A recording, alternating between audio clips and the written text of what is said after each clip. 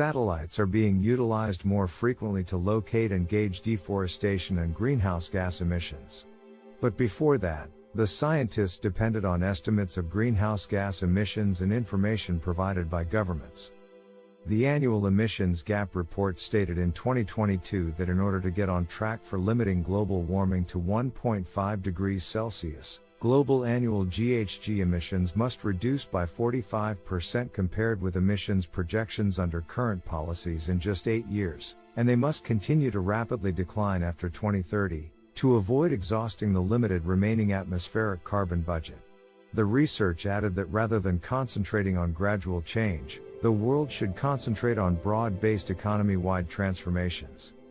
Mitigating climate change has become a zero priority. In my opinion, there is still time to reverse the unthinkable, but we are already close to the point of no return.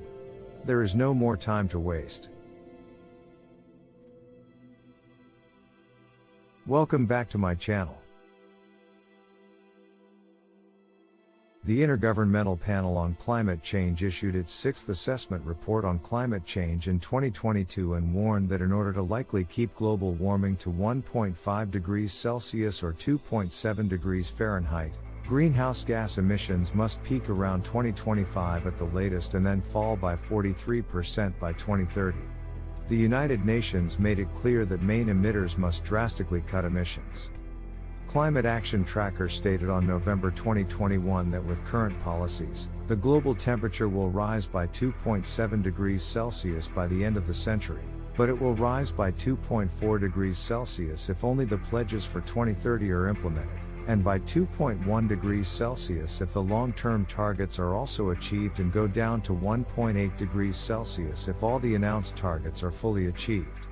The humanity failed to achieve the majority or all of the worldwide goals, even though the status of the majority of those goals has not been analyzed in a conclusive and thorough manner or covered by the media.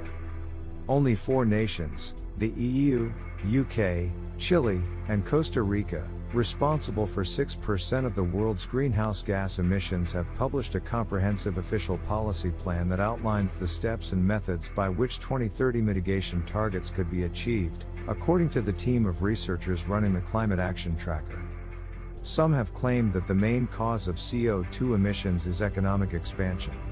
Others have stated that economic expansion no longer equates to increasing emissions as of late 2022. The demand for energy and items with a high energy content rises as the economy grows, which raises CO2 emissions. Contrarily, economic expansion might spur technological advancement and raise energy efficiency. Specialization in particular economic sectors may be linked to economic growth.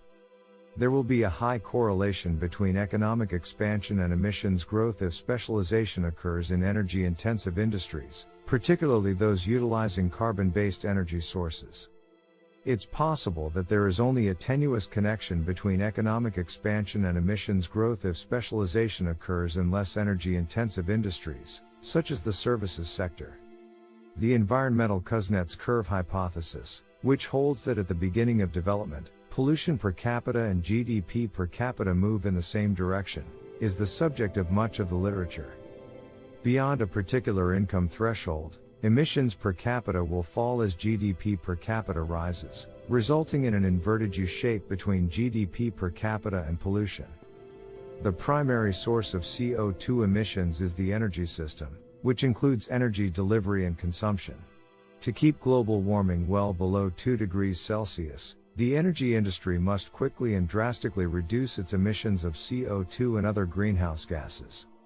Increasing production from low and zero carbon energy sources, reducing consumption of fossil fuels, and increasing use of electricity and alternative energy carriers. In most scenarios and policies, there will be a significant increase in the usage of renewable energy, along with more energy-saving measures. To keep global warming below 2 degrees Celsius, the deployment of renewable energy would need to be expedited sixfold. In terms of energy production, wind and solar power are displacing coal, oil, and gas. Rapid deployment of renewable energy depends on their competitiveness. In many areas, onshore wind and solar photovoltaics were the least expensive means of generating additional large-scale electricity in 2020. Although the cost of storage may be higher for renewables, the expense of cleanup may be higher for non-renewables. Renewable energy sources may become more competitive if there is a price on carbon. The Kyoto Protocol to the United Nations Framework Convention on Climate Change, established in 1997, outlined legally binding emission reduction commitments. 3 global policy tools were specified by the protocol for the countries in order to fulfill their obligations regarding emission reductions. The 2020 European Union mitigation target was to create 20% more energy from renewable sources, increase energy efficiency by 20%, and cut greenhouse gas emissions by 20% compared to 1990 levels.